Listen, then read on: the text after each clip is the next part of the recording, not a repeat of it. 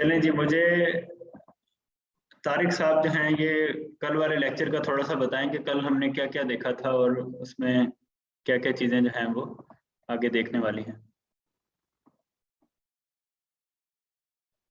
तारिक, आप mic on करें।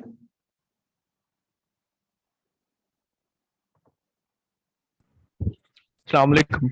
वालेकुम सलाम जी। तारिक, कल वाले लेक्चर में सर हमने बेसिकली देखा था कि चाइना जो है वो किस तरह, उसका पॉलिटिकल बैकग्राउंड हमने देखा था, हिस्ट्री उसकी देखी कि उसकी ज्योग्राफी कैसी है, उसके आसपास कौन से कंट्रीज लगते हैं। वो थोड़ा सा देख के फिर उसमें हमने देखा कि उसके बाद जो है ना वो चाइना कैसे ग्रो हुआ, तो उसके वो हमने देखे ट्रेड वगैरह के अफेयर्स वगैरह के। उसके बाद फिर हमने उनकी सिक्योरिटी से रिलेटेड चाइना के क्या क्या एस्पेक्ट हैं सिक्योरिटी के, तो वो फिर हम सारा जाविया उसको देखने का ये था कि चाइना जो है वो कैसे वर्ल्ड जो है वो यूनिपोलर से बाइपोलर हो रही है, वो compete कर रहा है अमेरिका के साथ या नहीं। वो चीज़ें हमने सारी देखी। तो उसके अंदर हमने इकोनॉमी में देखा था कि उनके मेजर एक्सपोर्ट पार्टनर कौन से हैं, इम्पोर्ट पार्टनर कौन से हैं, चाइना कैसे इन्फ्लुएंस कर रहा है मुख्तलिफ प्रोजेक्ट जो जिस तरह BRI वगैरह है पाकिस्तान में, सी पैक है। उसके बाद फिर हमने मिलिट्री के एस्पेक्ट को देखा, फिर उसमें प्रॉब्लम देखे हमने कि चाइना सुपर पावर बन सकता है या नहीं बन सकता, तो क्या मसाइल है। तो वो हमने देखा, बजट कम है, पॉपुलेशन एजिंग है, इस तरह की चीजें। तो तारिक, अगर मैं आपसे पूछूं CSS के पेपर में कि क्या चाइना सुपर पावर बन सकता है या नहीं बन सकता, तो आपका आंसर क्या होगा? उसका कोई थीसिस स्टेटमेंट देंगे? सर उसमें मेरा ख्याल अभी तक है नहीं बन सकता फिलहाल। अच्छा, मतलब वो तो डिस्पाइट ये कि चाइना एक ग्रोइंग पावर है, उसका एक influence है, पर अभी नियर फ्यूचर में सुपर पावर बनना है ना, का थोड़ा सा जो है ना वो अभी स्केप्टिकल है। क्या वजह है? उसकी वजह है कि सर एक तो ऑब्वियसली उसका जो स्फेयर ऑफ इन्फ्लुएंस है चाइना का, वो इतना ज्यादा स्ट्रांग नहीं है जिस तरह US का है, क्योंकि चाइना के जो भी कंट्रीज हैं वो ज्यादातर पॉलिटिकल अभी भी इनस्टेबल है। मिसाल ले लें पाकिस्तान की, अफ्रीका की, तो वो एक स्फेयर ऑफ इन्फ्लुएंस उसका पॉलिटिकली इनस्टेबल है निस्बत US के, क्योंकि उनके जो इत्तेहादी हैं वो सारे, एक तो इकोनॉमीज उनकी डेवलप्ड हैं, पॉलिटिकली वो स्ट्रांग है, सिक्योरिटी के हिसाब से स्ट्रांग है। तो चाइना सिक्योरिटी के हिसाब से भी जो है वो पीछे है अभी। और फिर जो है चाइना की है कि पॉपुलेशन वगैरह देख रहे थे कलेजिंग है, तो वो मसला उसका है अभी। अच्छा, और चलें चाइना ठीक पे है। वर्ड उस क्या कहते हैं, अभी सीक्रेसी उनकी है, थोड़ा सा उनके बारे में इंफॉर्मेशन उस तरह से बाहर नहीं आती मीडिया वगैरह पे, तो वो इस तरह से अभी भी जो है ना वो दुनिया स्केप्टिक तो है थोड़ी सी। सही, सही। चलें ठीक है, थैंक यू तारिक। मुझे थोड़ी सी तसल्ली हो रही है कि कम से कम तारिक को जो है वो सारी चीज़ें पता चल रही हैं, बाकी बेशक लोग जो है वो परेशान हो रहे होंगे ये क्या हो गया। ठीक है, आपकी अपनी राय होनी है, चाइना ने आगे जाना है या नहीं जाना। मैंने आपको सारे टूल्स दे दिए हैं, आप दोनों तरफ से राय डेवलप कर सकते हैं कि जा सकता है या नहीं जा सकता, और वही आपकी जो एनालिसिस होगी वही आपको पास करवाएगी। बेशक आप एग्जामिनर की सोच से डिफरेंट बात करें, लेकिन अगर आप आर्गूमेंट्स अच्छे देंगे तो आपकी बात जो है वो तस्लीम होगी और वो आपकी बात समझ के आगे जाएगा और कहेगा कि वाकई ये CSS करने के अहल है। ठीक है, अमतुल हफीज का कोई क्वेश्चन है? जी अमतुल। अस्सलाम वालेकुम सर, वालेकुम मैं सलाम। इसी में थोड़े पॉइंट ऐड करना चाह रही थी। जी तो थोड़ा सा तो एक तो ये कि जो US का है कि वो सुपर पावर बन सके, कि उसका एक बिल्कुल अलग सेपरेट उसकी वो थी, और वो इसे कमांडर डॉक्ट्राइन वगैरह उसके ऊपर वो कर सकते थे। हमारा ये चाइना का प्रॉब्लम है कि वो इस वक्त साउथ एशिया के सारे इनके साथ कर रहा है अपना, इसके बाकी भी है, इंडिया भी एक इमर्जिंग पावर बन रहा है। दूसरी तरफ रशिया भी साथ में, अगर हम देखें करंट सिनेरियो में, तो रशिया भी आ रहा है। अभी रिसेंटली जो रूबल और RMB की वो चल रही है सिचुएशन, उसकी वजह से भी चाइना को बीच में थोड़े से प्रॉब्लम्स आ रहे हैं एक्सपेंशन थ्योरी के मुताबिक अगर हम देखें। मगर दूसरी तरफ एक पॉइंट ये भी है कि जो चीजें जिस तरह US ने किया कि मिलिटरीली वो अपने आप को स्ट्रॉन्ग करता गया, और उसने सारा जिस तरह अपने पूरा हमने कोल्ड वॉर के उसमें सारा वो देखा किस तरह से वो कर रहा था, चाइना इसके अगेंस्ट चल रहा है। लेकिन अगर वो चलता रहा इसी तरह टेक्नोलॉजिकली तो, और इस तरह से करके, तो साइबर वॉरफेयर और इन सारी चीजों में ये बहुत आगे निकल सकता है, जिसमें इतनी ज्यादा स्ट्रेंथ नहीं है कि भी वो इस चीज में जरा सके। चलिए, आप ये साइबर वॉरफेयर एयर स्पेस का बताएं, सारा कुछ टेक्नोलॉजिकली। अमतुल आप ये बताएं कि आप कौन सी साइड लेंगी? राइट, कि मतलब कौन बनेगा? हाँ, आपके ख्याल में बनेगा या नहीं बनेगा? मेरे ख्याल से बन सकता है, थोड़ा सा मुश्किल होगा लेकिन बन जाएगा। बिल्कुल, आपने मुश्किल में ही पढ़ना है, लेकिन इसकी वो एग्जाम में आपने अपनी एक ऐसी ओपिनियन देनी है जिसपे एग्जामिनर को पता चले कि ये ऑफिसर लाइक ओपिनियन है। और इसकी मैं एग्जांपल ऐसे की क्लास में भी देता हूँ कि जब मेरा फर्स्ट वीक था आफ्टर ट्रेनिंग अपॉइंटमेंट के बाद, तो मुझे मेरे डिपार्टमेंट के डीजी ने किसी काम के लिए बुलाया और मैं फाइल लेकर गया, और वो एक मेजर जनरल था, वो in the latter part of his career था, मेरा फर्स्ट डे या फर्स्ट वीक था करियर में। तो उसने मुझसे पूछा कि ये किस चीज़ की फ़ाइल है, और मैंने कहा कि ये इस तरह से कोई इंक्वायरी है जो हमने फॉरवर्ड करनी है। तो उसने कहा कि इसमें जो इंक्वायरी के ऊपर आपकी क्या रिकमेंडेशन है कि क्या होना चाहिए इस पर, ठीक है। तो उस वक्त तो मैं बिल्कुल एकदम चकरा गया कि मैं तो बड़ा जो है वो जूनियर बंदा हूँ, तो मैं क्या इन मामलात के अंदर राय दूंगा, ठीक है। बहरहाल मैंने अपनी कोई राय दे दी, तो उसने एज इट इज़ जो है वो जो राय थी वो लिख दी, ठीक है। और उसने कहा कि ठीक है। तो तब मुझे पता चला कि CSS के अंदर ओपिनियन की इम्पोर्टेंस क्यों होती है, ठीक है। इसलिए आपकी जो भी इम्पोर्टेंस होगी वो एक ओपिनियन होगी, वो एक ही ओपिनियन होगी, ठीक है। उसको आपने अच्छे तरीके से वे करके एग्जाम में बताना है। अगर कोई सेकंड काउंटर पॉइंट भी देना है तो आपने ये बताना है कि वो वाला पॉइंट क्यों गलत है। अच्छा, ऐसे के अंदर तो एक ही ओपिनियन चलेगी। करंट अफेयर्स में भी आप जो है वो दोनों साइडों को लेकर फिर आखिरी पैराग्राफ में उसका एनालिसिस करके बताएंगे कि इसलिए मेरे ख्याल के अंदर मेरे वाली बात सही है, ठीक है। तो आपने इस तरीके के साथ अपने जो है ना क्वेश्चंस तैयार करने हैं। जी अमतुल बोले आप।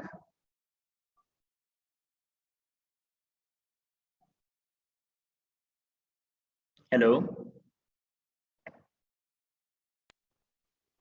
हम एज सच मेरा इसे लाइक 50-50 टाइप का आप कह सकते हैं कि एकदम से आप ये नहीं कह सकते कि हाँ ये हो जाएगा, क्योंकि अगर IR की सिचुएशन के हिसाब से अगर देखें कि भी सिनेरियो चेंज, आपने ग्राउंड प्रिपेयर करना है साइड्स देके, लेकिन एंड पे आपने अपनी राय जरूर देनी, ठीक है। बेशक आप अपनी राय जो है वो सब्जेक्ट टू सम कंस्ट्रेंट्स दे दें कि ये हो सकता है लेकिन अगर ये हो, ठीक है। तो इस तरह करते हैं कि थोड़ी सेफ साइड पे भी रहेंगे, आपकी ओपिनियन भी चली जाएगी। ओके ठीक है, चलें। हाँ जी, चलें इधर हम जो है वो लेक्चर स्टार्ट करते हैं बाकायदा तौर पे। और हमने कल जो है वो इधर तक देख लिया था कि चाइना की अपनी स्ट्रेंथ्स और वीकनेसेस क्या हैं, और अब हमने जो है SCO को देखना है, शंघाई कॉरपोरेशन ऑर्गेनाइजेशन को, ठीक है। और ये एक रीजनल ब्लॉक है, इसके ऊपर कोई रॉकेट साइंस नहीं है।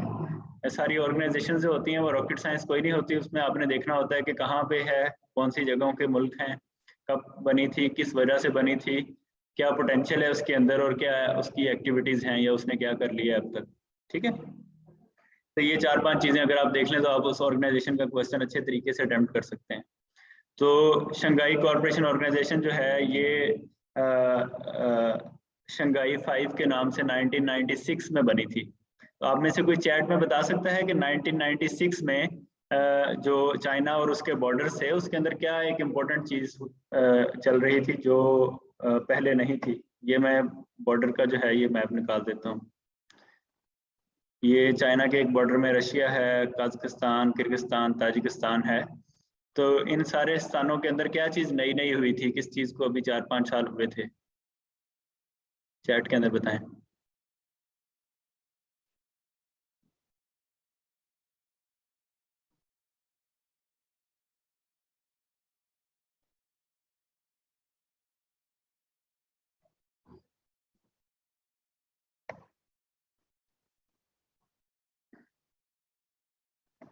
जी, आप लोगों ने सही पूछा है कि इसके इर्द गिर्द, चाइना के इर्द गिर्द पहले USSR होता था, लेकिन फिर बहुत सारे मुल्क बन गए थे। ये जहां आप कजाकिस्तान देख रहे हैं, जहां किर्गिस्तान देख रहे हैं, जहां ताजिकिस्तान देख रहे हैं, ये सारे मुल्क असल में USSR या रशिया होता था। और इधर से आप ये भी देख सकते हैं कि रशिया पाकिस्तान के कितने करीब होता था। ये जहाँ ताजिकिस्तान का ताज लिखा हुआ है, यहाँ रशिया या USSR होता था, ठीक है। तो ये वाले मुल्क जो है ये नए नए बने थे। तो अब चाइना और इन मुल्कों के दरमियान इश्यूज चल रहे थे कि किस तरीके के साथ बॉर्डर की बाउंड्री लाइन की जाए, क्योंकि इन्होंने कुछ एरियाज के ऊपर कहना स्टार्ट कर दिया कि ये भी हमारे एरियाज हैं। चाइना ने कहा कि ये हमारे एरियाज हैं। नतीजतन ये 5 मुल्क जो थे, China, Russia, Kazakhstan, Kyrgyzstan, Tajikistan, ये पांचों जो हैं ये एक जगह पे 1996 में मिले और इन्होंने बैठ के जो है वो अपने बॉर्डर इश्यूज को रिजॉल्व किया। अब जब ये बॉर्डर इशू को रिजॉल्व कर रहे थे तो इन्होंने अपना नाम रख लिया शंघाई 5 और बड़े अच्छे तरीके से अपने बॉर्डर इश्यूज के ऊपर बार्गेनिंग की। और बॉर्डर इश्यूज में ये होता है कि बहुत सारा एरिया आपका अपना फॉरगो करना पड़ता है, किसी और को एरिया देना पड़ता है, और कुछ अपने जो एरियाज हैं वो एक्स्ट्रा आप ले लेते हैं। पाकिस्तान ने भी चाइना के साथ एक बॉर्डर बार्गेन की थी पाकिस्तान बनने के बाद, और उसमें गिलगित और हुंजा के आसपास कुछ एरियाज जो थे वो चाइना को दे दिए थे, ठीक है, तो फॉर सम एडवांटेजेस और फॉर सम अदर पर्पसेस। तो इस तरीके से ये चीज़ें बॉर्डर इश्यूज के अंदर चलती हैं। अगर अच्छे तरीके से रिजॉल्व हो जाए तो ठीक है, अदरवाइज हमारे कश्मीर में बॉर्डर इश्यूज चल रहे हैं जो अभी तक जो है वो डिफाइन नहीं हो पाए। तो ये शंघाई 5 जो है इन्होंने बॉर्डर इश्यूज के लिए इकट्ठे हुए और ये मिलने लग गए, और उसके ऊपर जाहिर है जब बॉर्डर का इशू होता है उसके बाद कुछ एरियाज लेने होते हैं, कुछ देने होते हैं, तो उस पर एक लंबी वर्किंग होती है, मैप्स चेंज होते हैं, डॉक्यूमेंट्स चेंज होते हैं, पॉपुलेशन के डॉक्यूमेंट्स और सारी चीज़ें, किसी की ज़मीन है, किसी की जॉब्स हैं, कोई सरकारी डिपार्टमेंट है, उसने डिवाइड होना है उन एरियाज में, तो एक लंबी टॉक्स होती हैं और लंबा एक मामला होता है। तो ये अक्सर मिलने लग गए। मिलते मिलते इन्होंने सोचा कि क्यों ना हम थोड़ा सा और बातें जो हैं वो ज़्यादा कर लें, थोड़ा सा और चीज़ को आगे बढ़ाएं, और हम कोल्ड वॉर के बाद जो है वो रीजनल कॉरपोरेशन स्टार्ट करें, बजाय इसके कि हम जो है वो अकेले अकेले रहें और एक दूसरे से नाराज़ रहें। तो ये वही वक्त था जब मैंने पहले बताया था कि पाकिस्तान ने भी कोशिश की थी कि वो एक रीजनल सुपर पावर बन जाए और इन सारे स्थान को, किर्गिस्तान, कजाकिस्तान, ताजिकिस्तान, इन सब के साथ जो है पाकिस्तान ने ट्रेड करना स्टार्ट किया था। कासा का प्रोजेक्ट आया था, टापी का प्रोजेक्ट आया था, ये हमने जो है वो बहुत पहले जब अफगानिस्तान पढ़ रहे थे तो हमने उसमें डिस्कस किया था, आप उसमें रिवाइज कर सकते हैं। तो वो तो मैंने बताया था कि वो कामयाब ना हो पाया, तो इन मुल्कों ने आपस में ही दोस्ती कर ली और उन्होंने कहा कि हम अपने मसलों को आगे बढ़ाते हैं। तो terrorism, ethnic issue, religious extremism, regional cooperation, ये सारे जो है ना इन्होंने कहा कि हम इश्यूज को एड्रेस करेंगे। और 2001 के अंदर इन्होंने शंघाई 5 का नाम चेंज करके SCO रख दिया, ठीक है। अब करंटली इसके मेंबर्स जो हैं उसमें इंडिया भी है, पाकिस्तान भी है, ताजिकिस्तान पहले ही था, उज़्बेकिस्तान है, किर्गिस्तान, कजाकिस्तान, रशिया, चाइना, तो ये सारे मेंबर्स हैं, ये अपने जहन में रखने हैं अपने, ठीक है। मेंबर स्टेट्स के अलावा कुछ ऑब्जर्वर स्टेट्स होती हैं जिन्हें कुछ अर्सा के लिए ऑब्जर्वर रखा जाता है ताकि वो उस ऑर्गेनाइजेशन की कार्रवाई को देखते रहें और फिर उनको मेंबर बनाया जाता है। तो उसमें अफगानिस्तान, ईरान, बेलारूस और मंगोलिया, ये जो है ये ऑब्जर्वर स्टेट्स हैं। पाकिस्तान जो है वो पहले ऑब्जर्वर स्टेट था, इंडिया भी ऑब्जर्वर स्टेट था। 2017 के अंदर ये दोनों मुल्क जो हैं ये बाकायदा तौर पे SCO के मेंबर बन गए, ठीक है। तो ये जो एरिया है यहाँ 40% ऑफ वर्ल्ड पॉपुलेशन रहती है, यानी कि दुनिया की टोटल आबादी का 40%, ठीक है। 2.5वां हिस्सा अगर आप 2.5 हिस्से करें पूरी दुनिया की आबादी के, तो उसमें से कह लें कि 1 हिस्सा जो है वो इधर रहता है। फिर यूनाइटेड नेशंस सिक्योरिटी काउंसिल जो है जहाँ परमानेंट मेंबर्स होते हैं 5, उनमें से 2 परमानेंट मेंबर जो हैं वो इस एरिया के हैं, तो वहाँ बहुत ज़्यादा उनकी वर्थ होती है, उनकी फैसलों में, दुनिया के फैसलों में वर्थ होती है। तो SCO के मेंबर कंट्रीज जो हैं उनमें से 2 ऐसे हैं जो यूनाइटेड नेशन सिक्योरिटी काउंसिल के परमानेंट मेंबर्स हैं, बाकी टेम्परेरी मेंबर्स बनते रहते हैं, लेकिन यह है कि परमानेंट मेंबर्स शुरू से हैं। तो इनमें एक तो चाइना है और दूसरा रशिया है। फिर एक और ब्लॉक है ब्रिक्स के नाम से। ब्रिक्स मुखफ़फ़ है ब्राज़ील, रशिया, इंडिया, चाइना और साउथ अफ्रीका का।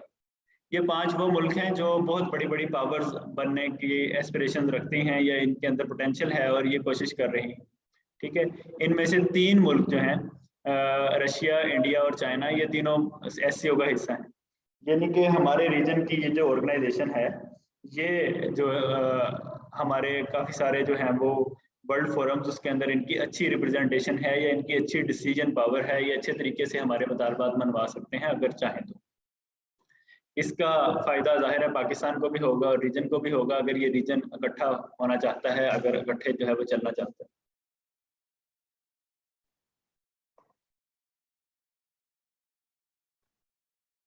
इसके प्रोस्पेक्ट्स ये हैं कि 21st सेंचुरी को कहा जाता है कि ये एक एशियन सेंचुरी है।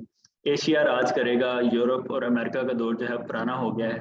मे बी आज ना करे, 10 साल बाद ना करे, 20 साल बाद कर ले, 50 साल बाद कर ले, लेकिन इस सदी के अंदर जिस चीज़ का राइज चल रहा है वो एशिया का है।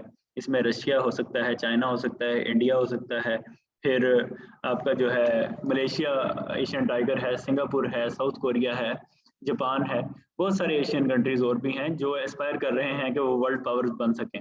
ठीक है, तो एशियन सेंचुरी है, SCO भी एशिया की एक तंजीम है, तो ये अपने रीजनल ब्लॉक को अगर मजबूत कर लें, ठीक है, और फ्यूचर तो इनका है ही है, इकोनॉमिक पावर्स तो ये बन ही रहे हैं, ठीक है, तो ये इसका फायदा उठा सकते हैं, एक मजबूत ब्लॉक बन सकता है।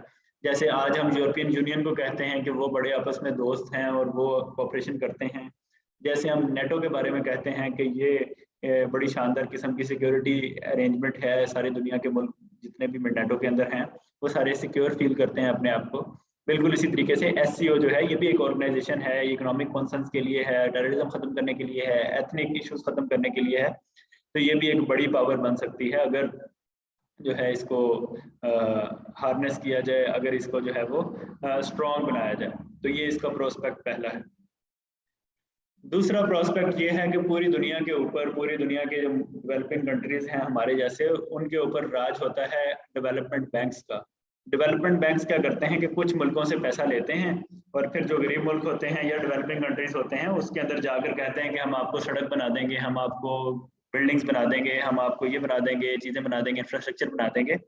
वो इन्वेस्ट करते हैं, नतीजतन जो गरीब मुल्क है या डेवलपिंग कंट्री है वो अफोर्ड तो कर लेता है, लेकिन उसके डिसीजंस जो है वो कॉम्प्रोमाइज हो जाते हैं।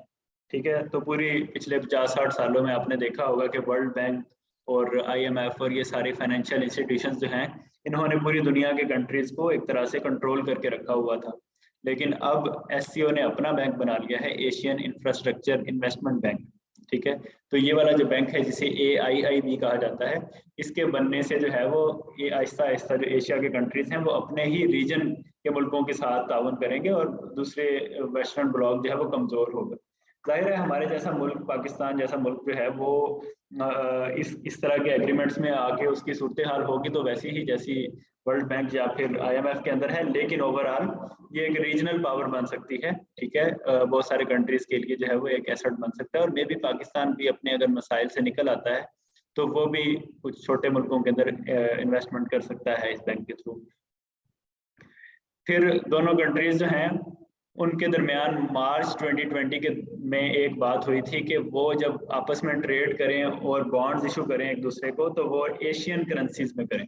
अब तक डॉलर की सुप्रीमेसी है, अमेरिकन डॉलर जो है उसे एक स्टैंडर्ड समझा जाता है, जब भी इंटर स्टेट कोई ट्रांजैक्शन करनी होती है तो वो डॉलर्स में की जाती है, सारे मुल्कों के रिजर्व्स डॉलर में देखे जाते हैं, उस वजह से अमेरिका को एक नेचुरल एडवांटेज मिल जाता है, और ये एडवांटेज उसने इसलिए लिया है कि वो सेकेंड वर्ल्ड वॉर में जीता था।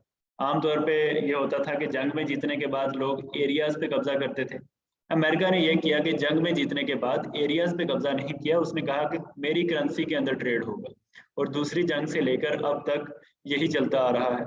लेकिन आहिस्ता आहिस्ता अगर इस चीज़ पे अमल हो जाता है कि एशियन करेंसीज, युआन है, रशिया की करेंसी है, इंडिया की करेंसी है, पाकिस्तान की करेंसी है, इन करेंसीज में ट्रेड होने लग जाता है इस रीजन के अंदर, तो फिर डॉलर की सुप्रीमेसी यहाँ कम होगी।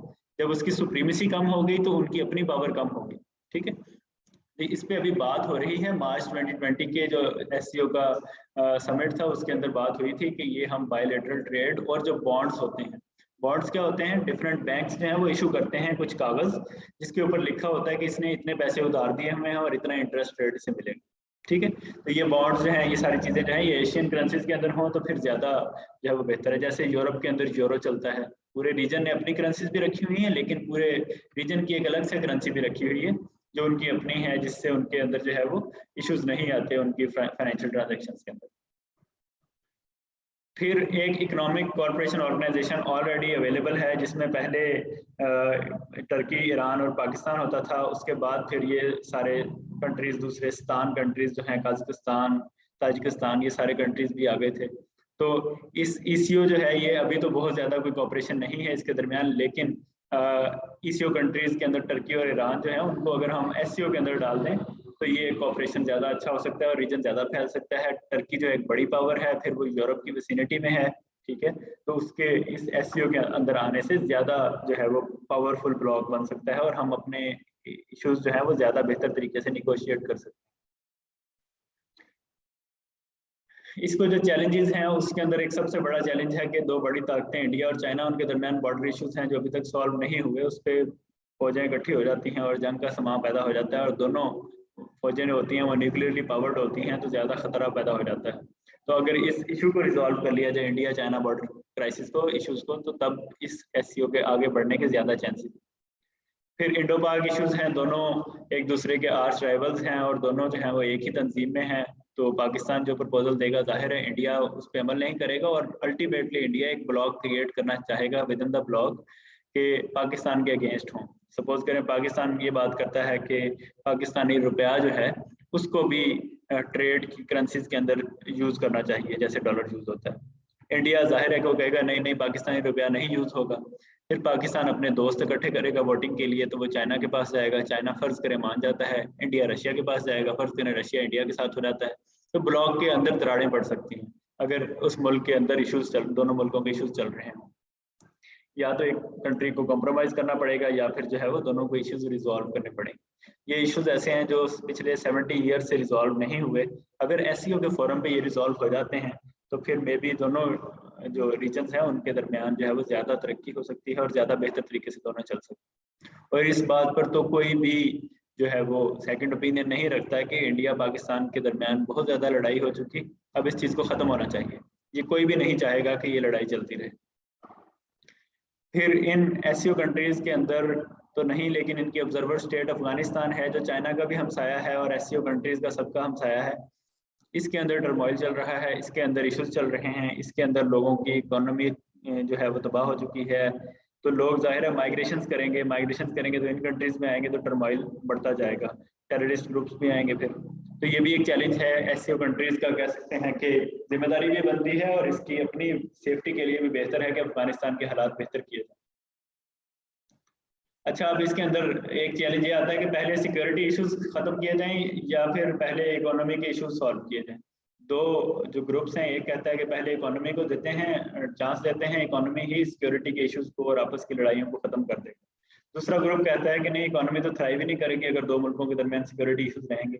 मिसाल के तौर पर इंडिया पाकिस्तान अपने मसले हल करना चाहते हैं, उनके बॉर्डर पर अगर फौजें खड़ी होंगी तो वो किस तरह से इकोनॉमी को इम्प्रूव कर सकेंगे।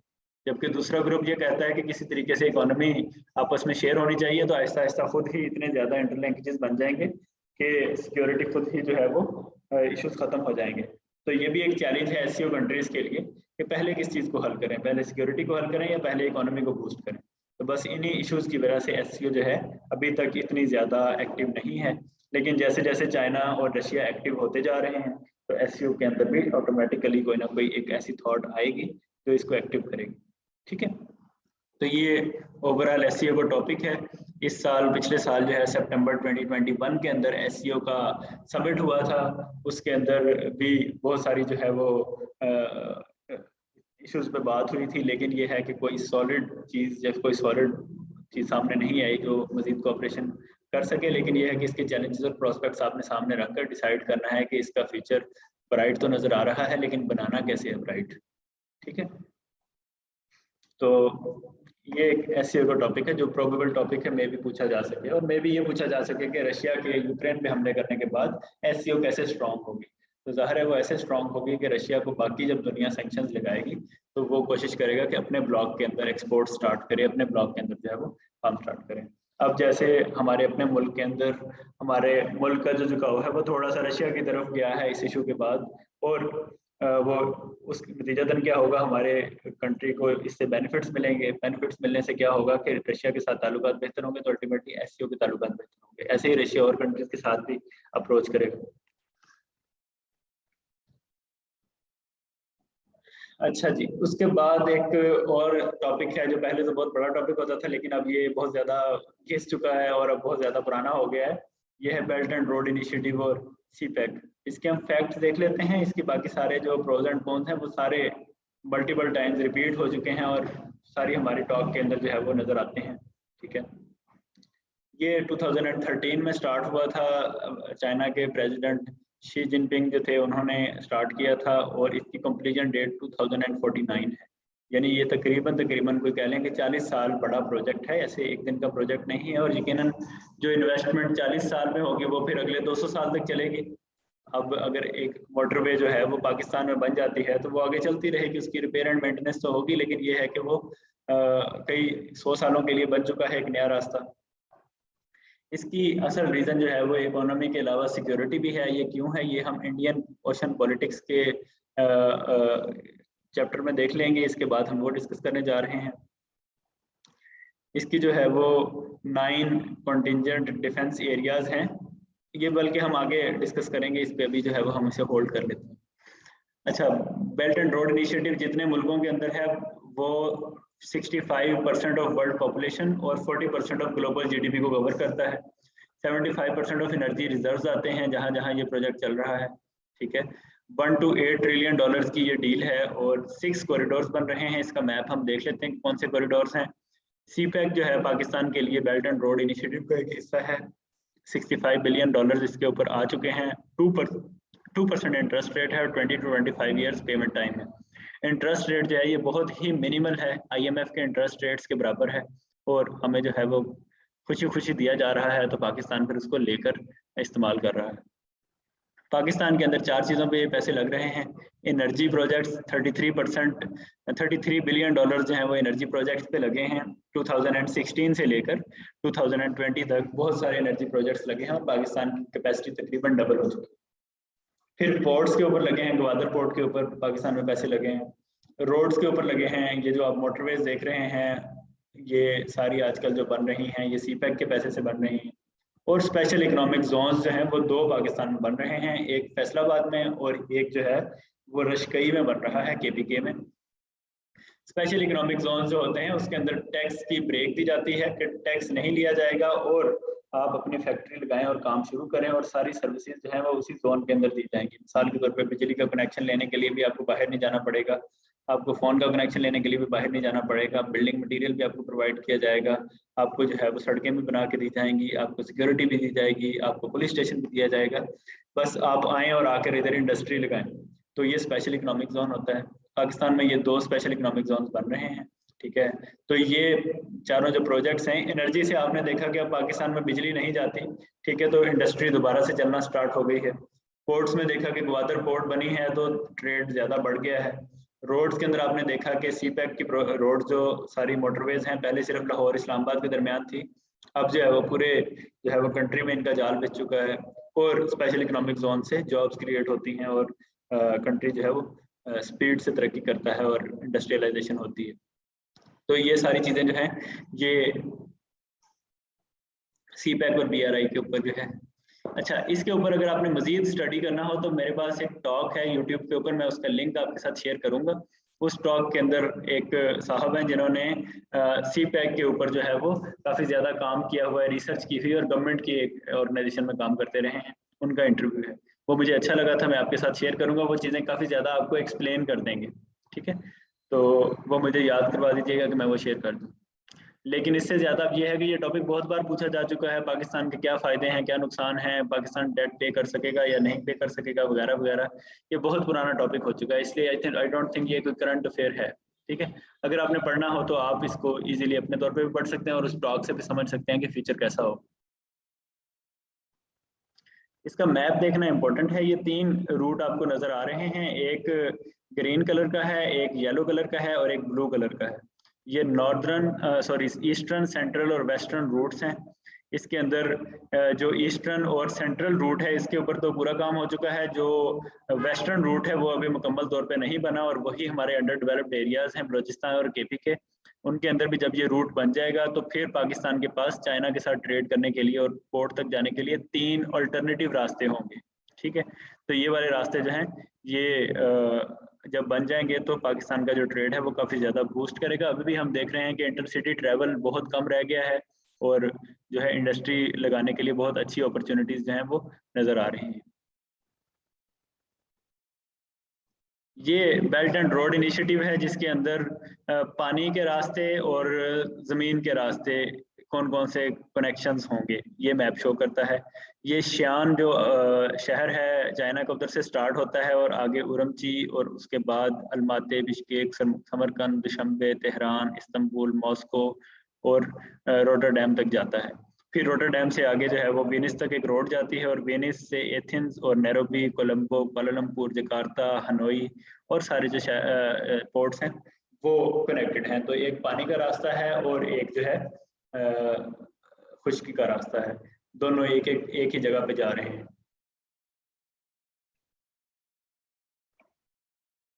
ये शो करता है कि चाइना किस किस तरफ को जाना चाह रहा है बेल्ट एंड रोड इनिशिएटिव से। एक तो ईरान की तरफ, दूसरा यूरोप की तरफ, तीसरा रशिया की तरफ, चौथा अमेरिका पाकिस्तान की तरफ, ठीक है। पांचवा जो है ये समुद्र के अंदर इसने जापान से ईरान तक एक लाइन बनाई है। इसके ऊपर समुद्र वाले रास्ते पे हम मजीद स्टडी करेंगे।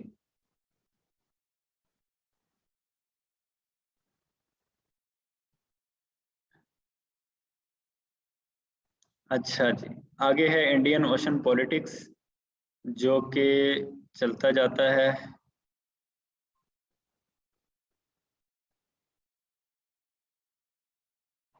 ये एक लंबा टॉपिक है तो हम इसको कल करेंगे। हम इससे आगे वाला जो टॉपिक है वो छोटे टॉपिक से वो हम कर लेते हैं, क्योंकि इंडियन ओशन पॉलिटिक्स पे आपको मैप बहुत ज़्यादा समझना पड़ेगा। कल आप फ्रेश माइंड के साथ इसको मैप को समझेंगे, ठीक है। अच्छा जी, आपको पता है कि चाइना और यूएस जो हैं वो दोनों ट्रेड वॉर पे हैं, और वो क्यों हैं? इसकी वजह ये है कि वो मुख्तलिफ स्कर्मिशेस हैं उनकी इकोनॉमिक फ्रंट्स पे, सिक्योरिटी फ्रंट्स पे अभी चाइना और अमेरिका का कोई इशू नहीं है, लेकिन इकोनॉमिक फ्रंट पे है। तो उसके लिए जो है वो यूएस ने चाइना के ऊपर काफ़ी सारी सैंक्शन स्लैब की हैं या काफ़ी सारे टैरिफ स्लैब किए हैं, वो हम देखते हैं उनकी डिटेल। और ये भी ट्रेड वॉर भी एक पुराना टॉपिक है, अभी तक ट्रेड वॉर चलती तो जा रही है लेकिन इसमें मजीद डेवलपमेंट कोई नहीं हुई। 2018 के स्टार्ट में ये स्टार्ट हुआ था, ठीक है। अमेरिका का कल हमने देखा था कि चाइना की निस्बत एक ट्रेड इम्बैलेंस था, और वो कितना था? वो 4 गुना था। चाइना 4 गुना ज्यादा चीजें अमेरिका को दे रहा था और अमेरिका जो है वो सिर्फ 1 गुना चीज दे रहा था। तो अमेरिका के एक सदर थे ट्रंप, जिनका हमने जिक्र किया अपने यूएस वाले लेक्चर में। ट्रंप साहब का ये नारा था कि मैं ये ग्लोबलाइजेशन की वजह से जो मसाइल हुए हैं उनको मैं हल करने आ गया हूँ।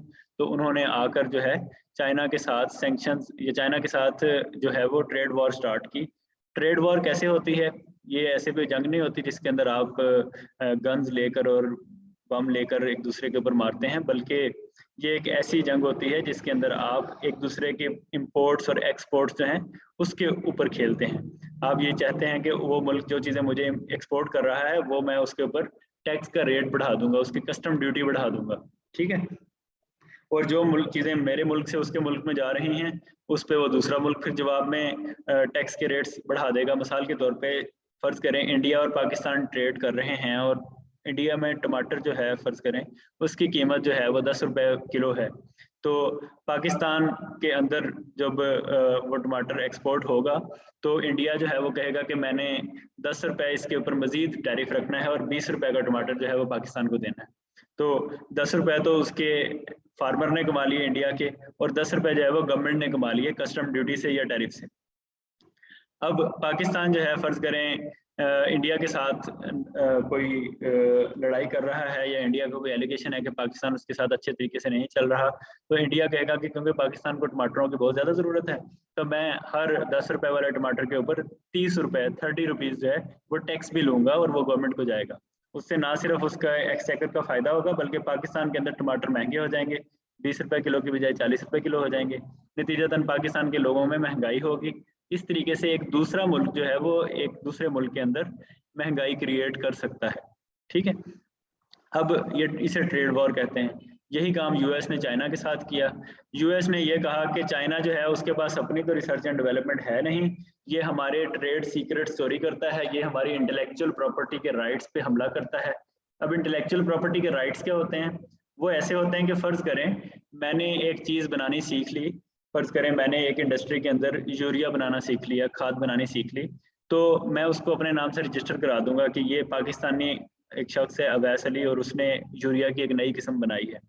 अब अगर चाइना भी वही किस्म बनाना चाहेगा तो उसे अवैस अली को और इन रिटर्न पाकिस्तान को जो है वो पैसे देने पड़ेंगे कि आपका जो ट्रेड सीक्रेट है वो मैंने लिया है और उसकी मैं फीस दे रहा हूँ, उसकी मैं आपको रॉयल्टी दे रहा हूँ। जैसे बुक्स होती हैं, बुक्स लिखते हैं तो राइटर्स को रॉयल्टी मिलती है।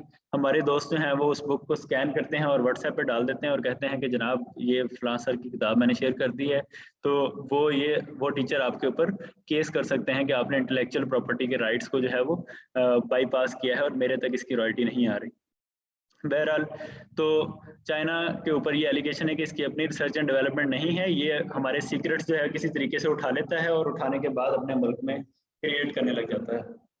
तो यूएस ने जो है इसके ऊपर ये एलिगेशन लगाया और दूसरा एलिगेशन जो है वो ये लगाया कि क्यों, जाहिर है एलिगेशन तो यही लगाया कि इंटेलेक्चुअल प्रॉपर्टी का इशू है, लेकिन असल बात ये थी कि चाइना के साथ उसके ट्रेड इम्बैलेंस भी था और वो चाहता था कि ये ट्रेड इम्बैलेंस जो है ये थोड़ा सा सेट हो और चाइना की चीज़ें हमारे मुल्क में आना बंद हो।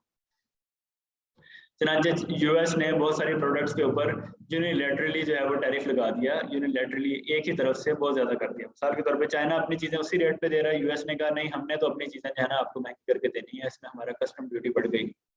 नतीजतन उसने इंडस्ट्रियल आइटम्स और कंज्यूमर आइटम्स इन दोनों आइटम्स के ऊपर लगा दिया। या तो हो गए डायरेक्टली लोगों तक ना जा रहा हो, सिर्फ इंडस्ट्री तक जा रहा हो, फिर भी मैनेज हो सकता है, लेकिन उसने लोगों के यूज की चीजें, मिसाल के तौर पे मोबाइल हो गया, मिसाल के तौर पे चार्जर हो गया लैपटॉप का, मिसाल के तौर पे पेंसिल होगी, पेन हो गया, इस तरह की चीजों के ऊपर भी लगा दिया और इंडस्ट्रियल मशीनरी के ऊपर भी टैरिफ लगा दिया। नतीजतन चाइना ने यूएस की एग्रीकल्चरल प्रोडक्ट्स के ऊपर लगा दिया।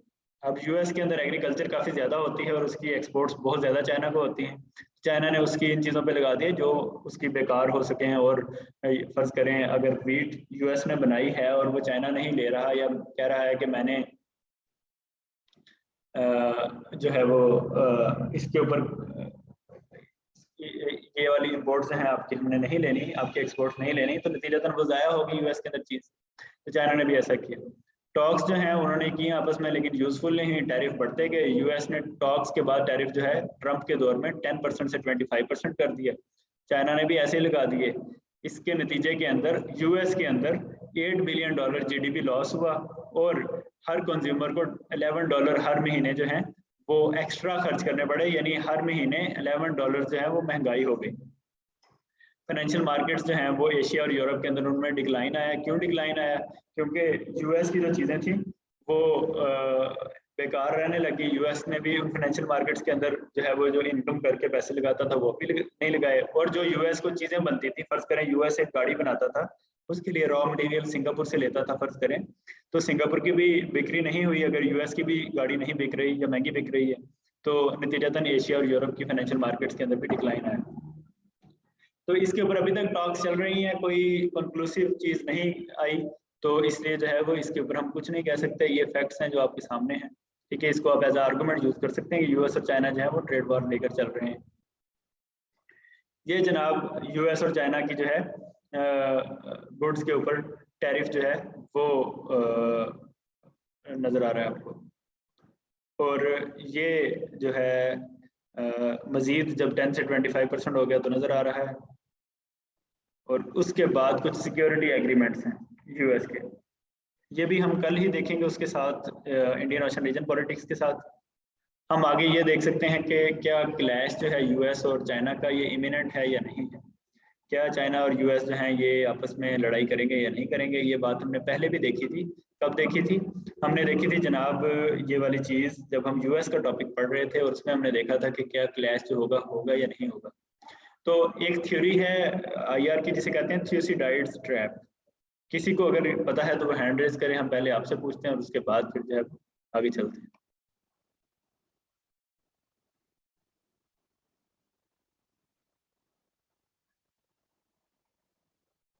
जी अमीर साहब को पता है, अमीर साहब आप बताएं जरा।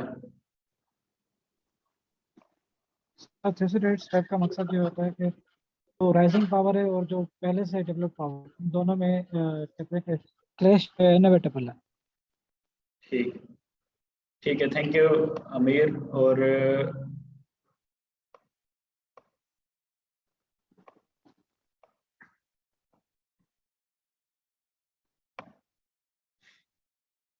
थ्यूसिडाइड्स ट्रैप ये होता है कि दो पावर जब कंपीट कर रही हों वर्ल्ड पावर बनने के लिए, तो उन दोनों के दरमियान जो है वो क्लैश जो है वो इमिनेंट होता है, ठीक है। तो ये हमें उन्होंने सही बताया। और ये थ्यूसिडाइड्स ट्रैप जो है ये स्टार्ट हुआ था जब आज से 2500 साल पहले ग्रीस के अंदर जो है वो जो मुल्क यूनान है उसके अंदर दो स्टेट्स थी, एथेंस और स्पार्टा। वो दोनों एस्पायर कर रही थी कि वो बड़ी पावर बने, नतीजतन उनके दरमियान जंग हुई थी, जिसके ऊपर आपने मूवी ट्रॉय भी देखी होगी। ट्रॉय मूवी जो है वो स्पार्टा और एथेंस की है, वो भी पहला थ्यूसिडाइड्स ट्रैप था हिस्ट्री का। उसके बाद जब भी ये हुआ है कि दो पावर्स एक दूसरे को compete करती हैं और सुपर पावर बनने के लिए, तो उनके दरमियान जंग होती है। सिर्फ कुछ बार ऐसा हुआ है कि जंग नहीं हुई। उसके लिए ग्राहम एलिसन साहब है, उनकी बड़ी रिसर्च है और उनकी एक बुक है डेस्टिन्ड फॉर वॉर। ये वाली जो बुक है इसके अंदर उन्होंने डिस्कस किया है कि जंग कब कब हुई है और इसकी एक समरी भी है। उसकी समरी जो है उसका लिंक मैंने फर्दर रीडिंग में दिया है, अगर आप पढ़ें तो आपको आइडिया होगा कि किन किन हिस्टोरिकल जंक्चर्स के ऊपर दो सुपर पावर्स की जंग हुई थी और किन किन जगहों पे नहीं हुई थी। इसमें एक तो कोल्ड वॉर थी जब रशिया और यूएस थे, इनकी आपस में जंग नहीं हुई थी लेकिन इनके जंग के करीब तक पहुंच गए थे ये दोनों मुल्क। अब यूएस और चाइना का मामला है, देखते हैं कि क्या ये थ्यूसिडाइड्स ट्रैप में आते हैं या ये किसी तरीके से अवॉइड कर लेते हैं, पीसफुली इस मसले को हल कर लेते हैं। अच्छा, फिर एक पॉइंट ये है कि जो ट्रेड वॉर है वो भी इतनी ज़्यादा सीवियर नहीं है। चाइना के पास बहुत ज़्यादा मार्केट्स हैं पूरी दुनिया में जो जहां वो एक्सपोर्ट कर सकता है चीज़ें, इसलिए भी क्लैश जो है वो ट्रेड वॉर में भी एज सच नहीं हुआ। फिर रीजनल ब्लॉक जो है SCO वो स्ट्रांग हो रहा है, उसके अंदर कंट्रीज बढ़ रहे हैं। यूक्रेन वॉर के बाद जो है वो रशिया को सपोर्ट करने वाले कंट्रीज उस ब्लॉक में बढ़ जाएंगे। तब भी US जो है इस बात को देखते हुए कि यहाँ अगर जंग की तो दोनों मुल्क जो हैं रशिया US के साथ जंग, चाइना के साथ अगर मिलिटरीली जंग की तो दोनों कंट्रीज जो हैं US और चाइना दोनों सफ़र करेंगे। क्यों करेंगे? क्योंकि दोनों के ब्लॉक में बहुत बड़े बड़े मुल्क हैं। फिर US के यूरोपियन यूनियन के साथ ताल्लुकात इतने ज़्यादा स्ट्रॉन्ग नहीं हैं। अगर पहले स्ट्रॉन्ग थे जब कोल्ड वॉर चल रही थी तो US अच्छी जो है वो पोजीशन में था। अब US जो है वो खुद थोड़ा सा डिमिनिशिंग रोल रख रहा है, थोड़ा सा पीछे को जा रहा है, जो हमने US के चैप्टर में भी पढ़ा था। ठीक है। फिर यूक्रेन वॉर जो है ये भी एक टेस्ट केस देखी जा सकती है कि US और यूरोपियन यूनियन इकट्ठे रहते हैं या उनके दरमियान डिसइंटीग्रेशन हो जाती है। फिर एक ये भी है कि इंडियन ओशन रीजन पे जिसका कब्जा होगा वही जो है वो रूल करेगा। इस वक्त तो चाइना टॉप पे जा रहा है इंडियन ओशन रीजन के अंदर इन्वेस्टमेंट्स करने में, लेकिन देखें इंडियन ओशन रीजन का जब हम टॉपिक पढ़ेंगे फिर आपको अंडरस्टैंड होगा कि इसकी क्या इंपॉर्टेंस है। फिर US जो अभी तक इंटेलेक्चुअली एक सुपर पावर है, इसके ऊपर रिसर्च एंड डेवलपमेंट बहुत ज़्यादा है, इसकी यूनिवर्सिटीज़ बहुत अच्छी हैं, इसलिए भी चाइना जो है वो अभी तक उसके लेवल का नहीं हुआ, इसलिए अभी क्लैश जो है वो शायद दूर हो जाए।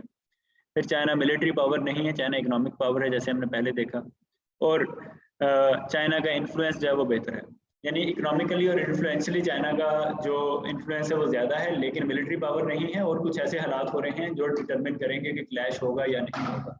ठीक है, तो इसके बारे में भी जैसे आपकी ये राय है कि चाइना सुपर पावर बनेगा या नहीं, इसके बारे में भी आपने अपनी एक राय बनानी है कि आपके ख्याल में क्लैश पॉसिबल है या नहीं। सारा डेटा जो है वो इस प्रेजेंटेशन के अंदर अवेलेबल है आपके पास। पाकिस्तान के लिए क्या इम्प्लीकेशंस होंगी? पाकिस्तान के लिए एक तो सिक्योरिटी इश्यूज हैं। पाकिस्तान जो है वो चाइना का हमसाया है और पाकिस्तान के अंदर सिक्योरिटी की सिचुएशन अभी बेहतर तो हो रही है, लेकिन जो टेररिस्ट अटैक्स हैं वो दोबारा से पिछले कुछ अरसे में स्टार्ट हुए हैं। ठीक है, तो ये जो अटैक्स हैं ये डिटरमिन करेंगे कि क्या पाकिस्तान का क्या रोल होगा, CPEC से वो फ़ायदा उठाएगा या नहीं उठाएगा, क्या उसके मुल्क में तरक्की होगा या नहीं होगी। ऐसा भी हो सकता है कि पाकिस्तान सड़कें बना ले और खुदा ना खास्ता टेररिज्म ना ख़त्म हो तो चाइना क्या उसमें से ट्रेड करेगा या नहीं करेगा। तो ये सिक्योरिटी इश्यूज़ के ऊपर सबसे ज़्यादा डिपेंड करता है पाकिस्तान की इम्प्लीकेशन CPEC से रिलेटेड या चाइना के राइज करने से रिलेटेड। दूसरी डेट ट्रैप है, क्या पाकिस्तान अपनी ऐसी पॉलिसीज बनाता है जो CPEC से लिए हुए पैसे को बेहतर तरीके से यूज़ कर सके, जो इन मोटरवेज को, इन एनर्जी प्रोजेक्ट्स को, इन स्पेशल इकोनॉमिक जोन्स को, इन रेलवे प्रोजेक्ट्स को और इन पोर्ट्स को बेहतर तरीके से यूटिलाइज कर सके। अगर तो बेहतर तरीके से यूटिलाइज कर लेता है फिर तो डेट ट्रैप पे नहीं आएगा, अदरवाइज फिर हम सिर्फ कर्जा उतारते रहेंगे और ये रोड्स यूज़ नहीं होंगी, ये पोर्ट्स यूज़ नहीं होंगी। फिर इकोनॉमिक अपॉर्चुनिटीज रीजन के अंदर पाकिस्तान एक्सप्लोर करता है चाइना के ऊपर आने से और टाइमली ऐसे एग्रीमेंट्स करता है चाइना की मदद से जो इसको हेल्प करेंगे, तो पाकिस्तान जो है वो तरक्की कर सकता है। अदरवाइज में भी जो है वो पाकिस्तान जो है वो इसका ज़्यादा फ़ायदा ना उठा सके। फिर अगली भी वही बात है कि चाइना विक्टर के साथ, यानी पाकिस्तान जो है वो चाइना के साथ जो है वो अलाइंड है, शुरू से अलाइंड है, ये एक प्लस पॉइंट है पाकिस्तान के लिए। फिर US के साथ पाकिस्तान के रिलेशंस ख़त्म हो रहे हैं, कम हो रहे हैं, पीछे जा रहे हैं, चाइना के साथ आगे जा रहे हैं, ये भी चाइना के साथ अच्छी अलाइनमेंट के लिए एक प्लस पॉइंट है। अगर यूएस के भी इंटरेस्ट चल रहे होते और पाकिस्तान दोनों कश्तियों में सवार होता, फिर शायद मुश्किल होता चाइना का साथ देना और चाइना की सुपर पावर बनने से फायदा उठाने का। फिर डेमोक्रेसी का फ्यूचर पाकिस्तान में कैसा होगा, ये भी एक देखने वाली चीज़ है। इसमें एक पॉइंट तो ये है कि चाइना खुद अथॉरिटेरियन रिजीम है और पाकिस्तान में अगर डेमोक्रेसी स्टेबल नहीं होती तो मे भी चाइना कोशिश करे कि पॉलिटिकली जो है वो इंटरवीन करके जहाँ कोई ऑटोक्रेसी या अरिस्टोक्रेसी जो है, जिस तरह का अथॉरिटेरियन रिजीम उधर है उस तरह की मुतारफ़ कराने की कोशिश करे। तो पाकिस्तान की डेमोक्रेसी को और डेमोक्रेटिक पावर्स को एक चार्टर ऑफ इकोनॉमिक्स जो है, इकोनॉमी जो है उसे साइन करना चाहिए कि कोई भी गवर्नमेंट आ जाए या चली जाए, हम इकोनॉमी के ऊपर जो है वो पॉलिसी सेम रखेंगे, फिर पाकिस्तान जो है वो तरक्की कर सकता है। इसी तरह मिडिल ईस्ट के अंदर बहुत सारी पावर्स हैं, ईरान है, सऊदी अरेबिया है, जिनका झुकाव मुख्तलिफ तरफ है। तो ये भी डिटरमिन करेगा पाकिस्तान के लिए कि जब वो चाइना के साथ खड़ा होगा तो उसके जो मिडिल ईस्ट वाले दोस्त हैं वो किस तरफ हैं। अगर तो वो चाइना की तरफ है फिर तो पाकिस्तान तरक्की करेगा, लेकिन अगर वो दूसरी तरफ है तो फिर पाकिस्तान को अगर एक तरफ से फायदा हो रहा होगा तो दूसरी तरफ से नुकसान होने लग जाएगा और अल्टीमेटली वो ग्राउंड जीरो पे ही रहेगा। फिर इंडिया फैक्टर है, क्या इंडिया आने वाले टाइम्स में पाकिस्तान को तंग करेगा या नहीं करेगा। अगर पाकिस्तान को अपना डिफेंस बजट मुसलसल बढ़ाना पड़ता है और मुसलसल इंडिया के साथ जंग की तैयारी करनी पड़ती है जैसे पिछले 70 सालों से कर रहा है, फिर शायद पाकिस्तान के लिए डिफिकल्ट हो जाए कि वो इकोनॉमी पे तवज्जो दे। ठीक है, तो ये कुछ फैक्टर्स हैं जिनको एनालाइज करके हम देख सकते हैं कि चाइना के सुपर पावर बनने से पाकिस्तान तरक्की करेगा या नहीं करेगा।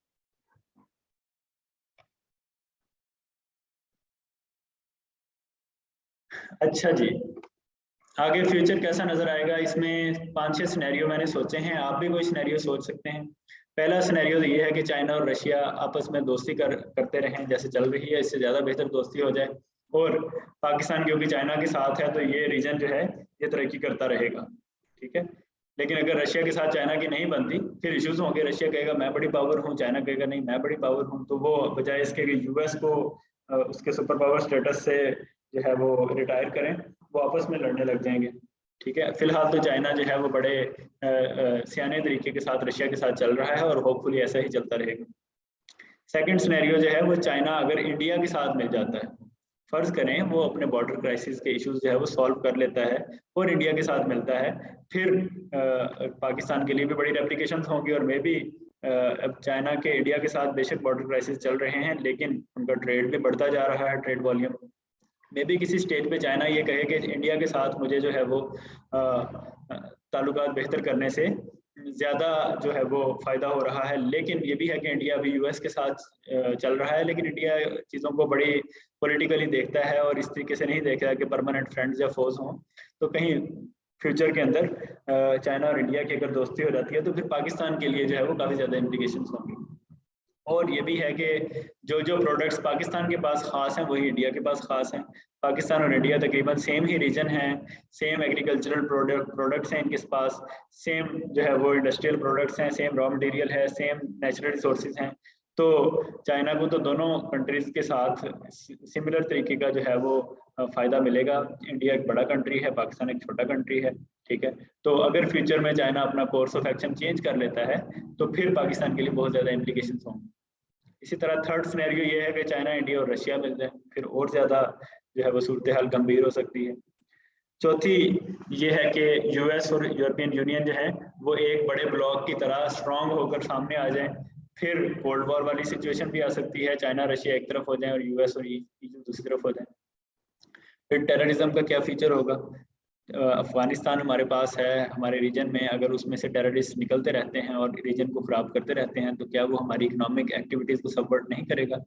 फिर जो स्तान्स हैं, ताजिकिस्तान, उज़्बेकिस्तान, इनके अंदर तहरीकें चल रही हैं, ईस्ट तुर्किस्तान इस्लामिक मूवमेंट चल रही है, ISIS जो है उसका चैप्टर है अफगानिस्तान में, ISIS-K जिसे कहा जाता है, ISIS खुरासान चैप्टर। ठीक है, तो ये किस तरीके के साथ जो है वो पाकिस्तान और इंडिया और इन सारे मुल्कों के अंदर एक्ट करते हैं और नतीजतन इस रीजन का क्या फ्यूचर होता है।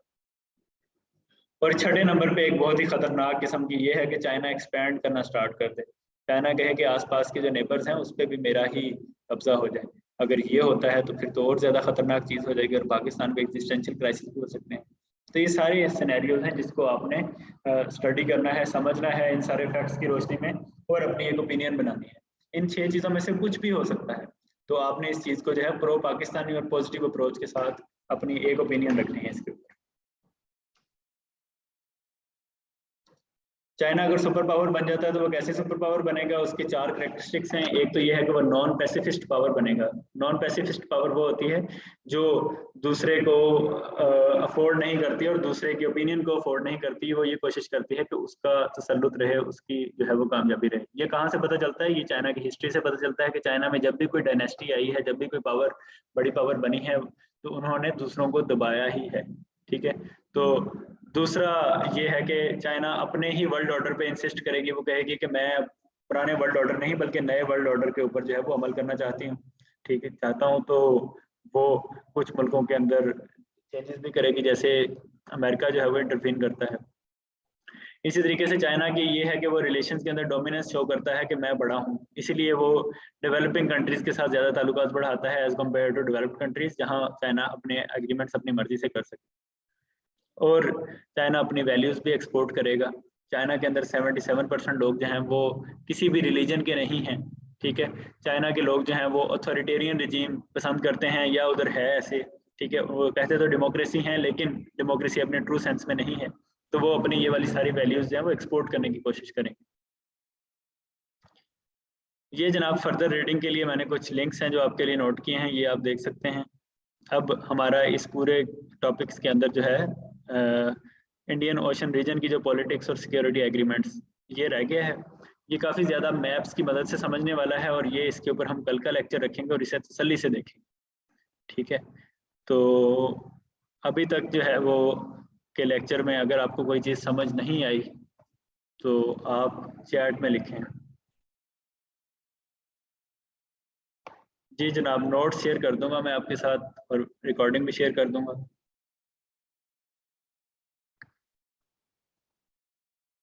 गुलहिना ने पूछा है नॉन पैसिफिस्ट पावर किसे कहते हैं? गुलहिना, पैसिफाई करना किसी को कहते हैं, किसी को ठंडा करना, किसी का गुस्सा उतारना, किसी को नरम करना। पैसिफिस्ट पावर वो होती है जो किसी को बड़ा भाई बनकर या इस तरीके से कि अपना नुकसान बर्दाश्त करके दूसरे को सपोर्ट करे। तो चाइना नॉन पैसिफिस्ट पावर बनेगा, लेकिन क्योंकि चाइना जो है वो ऐसा कोई काम नहीं करेगा जो एक एग्रेसिव मतलब एग्रेसिवली वो लेके चलेगा चीज़ों। ठीक है, मिशाल नूर ने कहा फ्यूचर सिनेरियो पेपर में कैसे लिखेंगे? मिशाल, आपसे पूछा जाएगा, अगर क्वेश्चन आपसे पूछा जाता है क्या फ्यूचर होगा, तो फिर आप इस सारे डेटा की मदद से एक फ्यूचर सिनेरियो निकाल कर फिर लिखेंगे। ऐसे नहीं कि आप सारे सिनेरियो जाके लिख देंगे नंबर 1 ये होगा, नंबर 2 ये होगा, सारी चीज़ें इकट्ठी तो नहीं हो सकती। आपने एक राय देनी है, वो मैं इसलिए लिखता हूँ ताकि आप सोचें ज़रा थोड़ा सा कि इस पर क्या किया जा सकता है, क्योंकि क्वेश्चन जो है वो ना मैं प्रिडिक्ट कर सकता हूँ ना आप कर सकते हैं। तो ये ऐसा ही है कि आपको थोड़ा सा टूल्स लेके जाने पड़ेंगे और टाइम पे आंसर लिखना पड़ेगा। चलें जी, इधर हम अपना लेक्चर ख़त्म करते हैं। इंशाल्लाह हम कल मिलेंगे और इंडियन ओशन पॉलिटिक्स जो है उसे पढ़ेंगे।